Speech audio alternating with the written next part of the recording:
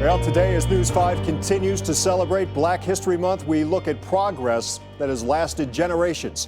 When a bomb was placed inside a Shaker Heights home 64 years ago, it set something else in motion. As anchor Frank Wiley reports in this News 5 original, it created a community determined to be a beacon of hope in a tumultuous time, leaving a legacy that lives on today. The house is a different color. A taste of nostalgia. Usually about once a year, I come back and just think about the memories. For an idyllic childhood. We were always back and forth in each other's yards playing. Friendships built. When we were supposed to be asleep, we would be talking to each other across the driveway. And traditions formed. I'm so excited just seeing the stairs. Of pajama-clad Christmases. He would take pictures of us coming down these steps. It was the American dream. A lot of nice memories. Now stop. Be honest with yourself. The little girl you're picturing in your head? What color is her skin? May I have you say and spell your name for us? Shelley Stokes Hammond. Talk to Shelley Stokes Hammond and you'll quickly realize her childhood was unique. We were fortunate to grow up in a community that worked hard to give us that experience. She grew up in the Ludlow neighborhood in Shaker Heights, where the bombing of a black family's garage in 1956 sparked an awakening. It was actually considered an experiment. The early days of that great experiment called diversity forged in fire. Look, we want to have an integrated neighborhood, but it isn't going to be this way unless we make it happen. Sixth grade Our graduation. which Shelley's old friend, federal judge Dan Polster, grew up in Ludlow too. Their parents were part of the Ludlow Community Association, founded in the aftermath of that bombing, when realtors started warning white families to get out because black families were moving in. The LCA responded.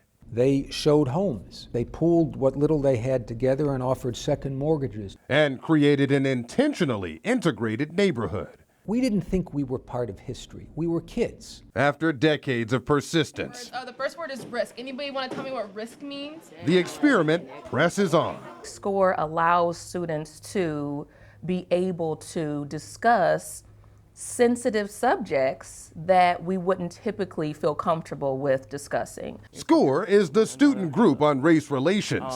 Sixth grade math teacher Brittany Webb gets to see it in action in her classroom. So they are kind of led to look at bias, they're led to look at diversity, they're led to look at prejudice and different experiences. It's the most popular program in Shaker schools, with nearly 300 members.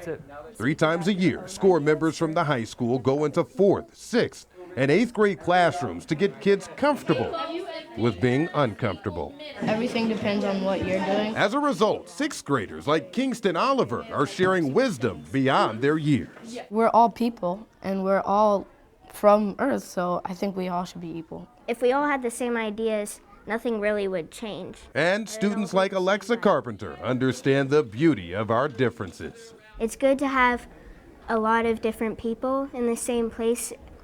I feel like it brings us closer together. The sessions are painstakingly prepared. I'm inspired by being here. During the school year, a couple dozen leaders get together every Sunday night in a classmate's living room. I don't think that anti-Semitism fits into racism. To talk about what makes them different, what makes them the same, and how to break it all down for kids at different age levels. I was the most impressionable when I was a kid, and I think I came to understand how important it is to engage children in issues like this. Conversations like this are just as important. While Shaker Heights is still celebrated for its diversity, U.S. Census data shows the black population growing and the white population shrinking. It's really easy to be stuck in your own ways. So more than 60 years after that bombing, the experiment continues. My mother said it was just such a magical experience. You learn a whole lot from people who don't think the way you do. But the results I'm kinder to people. are promising. Race doesn't matter.